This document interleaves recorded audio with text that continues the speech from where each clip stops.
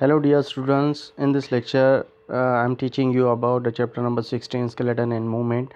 As you know, this is Shehzad Yunus Patel sir, and dear students, the topic from this chapter in this lecture is 16.3, that is working of skeletal muscle.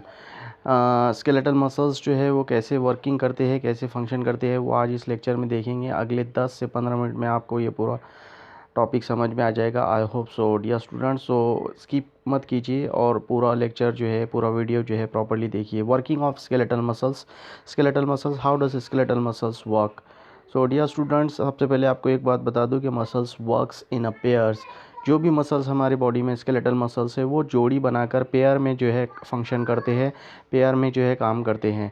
So dear students, ये जो muscles होती है जो pair में काम करते हैं, वो पेयर के हर एक मेंबर की डिटेल हम इस लेक्चर में देखेंगे।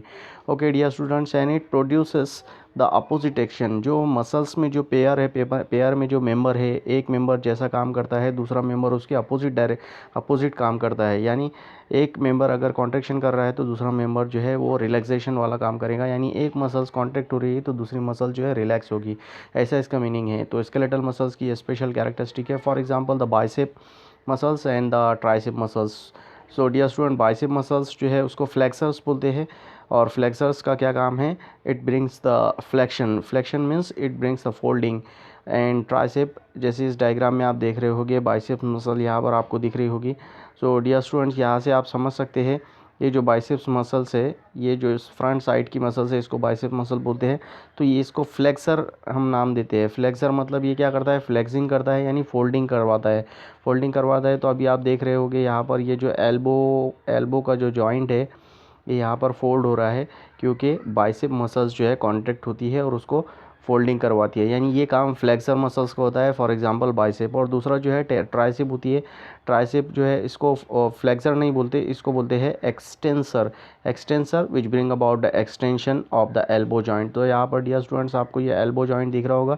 तो यहाँ जो ये मसल्स दिख रही है इस साइड में, इसके पीछे, इसको बोलते हैं ट्राइसेप। तो इसका मतलब ये जो यहाँ जो आर्म है, अपर और लोअर, जो अपर आर्म है, अगर उसकी मूवमेंट हो रही है, वो अपर साइड में जा रहा है तो समझ लीजिए बाइसेप कॉन्ट्रैक्ट हो गए हैं, इसलिए एल्बो ऊपर की तरफ जा रही है। और अगर वो लोअर साइड में जा रहा है तो समझ लो ट्राइसेप फंक्शन कर रहे हैं। डियर स्टूडेंट्स, जब बाइसेप जो है कॉन्ट्रैक्ट होंगे तो ट्राइसेप जो है वो स्ट्रेट होगी। आज इस लेक्चर में हम यही देखेंगे। तो इससे इस लेक्चर में हमें यही समझ में आया कि मसल्स जो है पेयर में काम करते हैं, जोड़ी में काम करते हैं और अपोजिट एक्शन करते हैं एक दूसरे के। एक कॉन्ट्रैक्ट होगा तो दूसरा रिलैक्स होगा। और बाइसेप और ट्राइसेप एल्बो जॉइंट में ये इसकी बहुत ही बढ़िया एग्जांपल है डियर स्टूडेंट्स। उसके बाद जो है आगे का पार्ट देखते हैं। एक मसल्स है जिसको एंटागोनिस्टिक मसल्स बोलते हैं। Antagonistic muscles means the muscles which bring opposite action. ऐसी मसल्स जो एक दूसरे के, एक मसल्स जैसे मैंने आपको लास्ट लेक्चर में बताया कि मसल्स जो है वो पेयर में काम करते हैं। तो एक मसल्स अगर कॉन्ट्रैक्ट हो रही है तो दूसरी मसल्स उसके अपोजिट एक्शन करती है, यानी वो कॉन्ट्रैक्ट नहीं होंगी, दूसरा फिर क्या होंगी, एक्सटेंड होंगी या स्ट्रेट होगी। तो वो जो एक्शन होता है, जो अपोजिट एक्शन होता है, उसको एंटागोनिस्टिक प्रोसेस बोलते हैं। और ऐसी जो मसल्स होती है उनको एंटागोनिस्टिक मसल्स बोलते हैं। तो डियर स्टूडेंट्स, आप देख रहे होंगे, if one member of the pair bending the joint by pulling the bones. अगर दो जो मसल्स के दो जो मेंबर है, यानी एक पेयर जो है उसमें का एक मेंबर अगर एल्बो जॉइंट को, जैसे फॉर एग्जांपल मैं यहाँ बता रहा हूँ, एल्बो जॉइंट को अगर बेंड कर रहा है, जैसे कि आप इसमें देख सकते हैं ये ऊपर वाली डायग्राम में, तो एल्बो का फ्लेक्शन हो रहा है। यानी ये वाला पार्ट जो है, ये वाला जो पार्ट दिख रहा है आपको, ये बाइसेप है।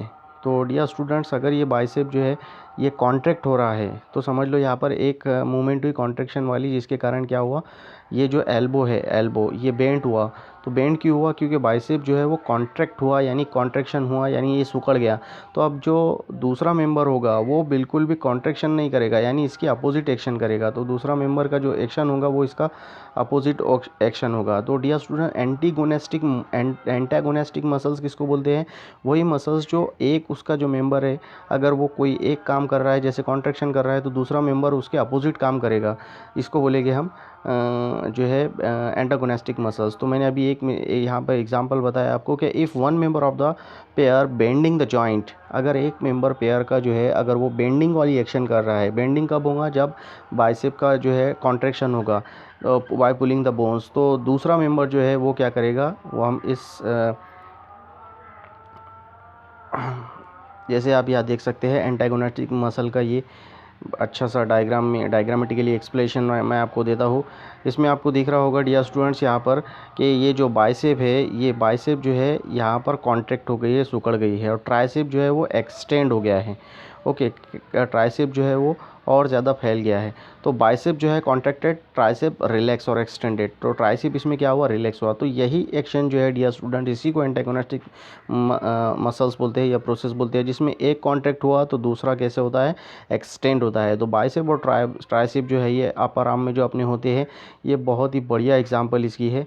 और डियर स्टूडेंट दूसरी जो डायग्राम दिख रही है आपको राइट साइड में, यानी ये डायग्राम, इसमें ट्राइसेप जो है ये अपोजिट एक्शन कर रहा है। पहले ट्राइसेप एक्सटेंड हुआ था, रिलैक्स हुआ था, इसमें अब जो है ये इसके रिजल्ट में, पहले वाले के रिजल्ट में क्या हुआ, बाइसेप कॉन्ट्रैक्ट हुआ और ट्राइसेप जो है रिलैक्स हुआ, तो एल्बो जो है वो बेंड हो गई, यानी जो फोर आर्म है, जो ये वाला पार्ट है, ये ऊपर की तरफ अपवर्ड डायरेक्शन में मूव हो गया, यानी ये ऊपर उठ गया।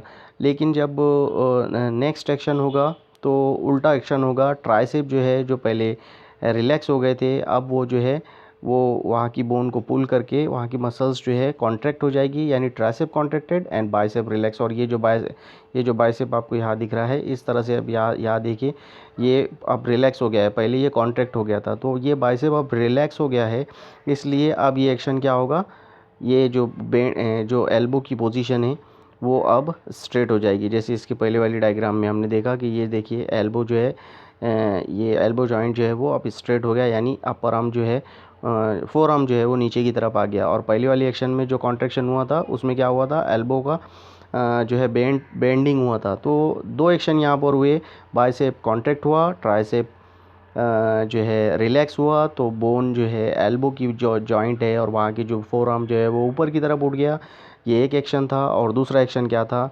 ये एल्बो का जो जॉइंट है वो नीचे की तरफ चला गया, मतलब ट्राइसेप कॉन्ट्रैक्ट हो गया और बाइसेप रिलैक्स हो गया।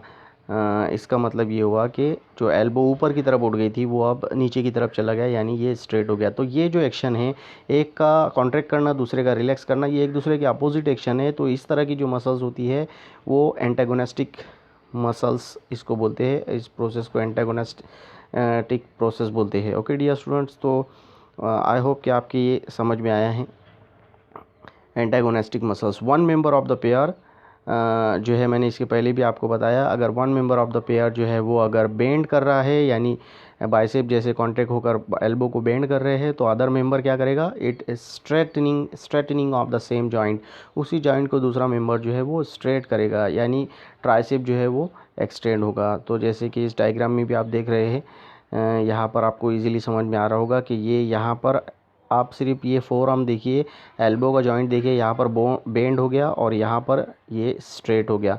ये बेंड क्यों हुआ, क्योंकि यहाँ पर बाइसेप कॉन्ट्रैक्ट हुआ, ट्राइसेप रिलैक्स हुआ। ये स्ट्रेट क्यों हो गया, क्योंकि यहाँ पर बाइसेप रिलैक्स हुआ और ट्राइसेप कॉन्ट्रैक्ट हो गया, इसलिए ये एक्शन हुआ। दोनों के अपोजिट एक्शन की वजह से इस तरह की पोजीशन आई, और इसमें भी दोनों की अपोजिट एक्शन की वजह से इस तरह से जो है पोजीशन एल्बो जॉइंट की आपको दिखी है। तो इस तरह के एक्शन को एंटागोनिस्टिक एक्शन बोलते हैं, और इस तरह के मसल्स को जो एक दूसरे के अपोजिट एक्शन में काम करती है उसको एंटागोनिस्टिक मसल्स बोलते हैं।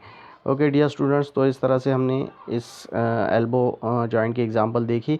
Example of the tricep and bicep of the upper arm are antagonistic to each other, जैसे कि मैंने अभी आपको बताया। और इन antagonistic muscles pair one member is much stronger than the other member, इसमें जो एक मेंबर जो होता है वो दूसरे के कंपैरिजन में बहुत ज़्यादा स्ट्रांग होता है। For example the bicep is stronger than tricep. इसमें आपको दिख रहा होगा कि एंटागोनिस्टिक मसल्स जो मैंने अपर आर्म की बताया था, उसमें बाइसेप जो है वो ज़्यादा स्ट्रांग होता है ट्राइसेप के कंपैरिजन में।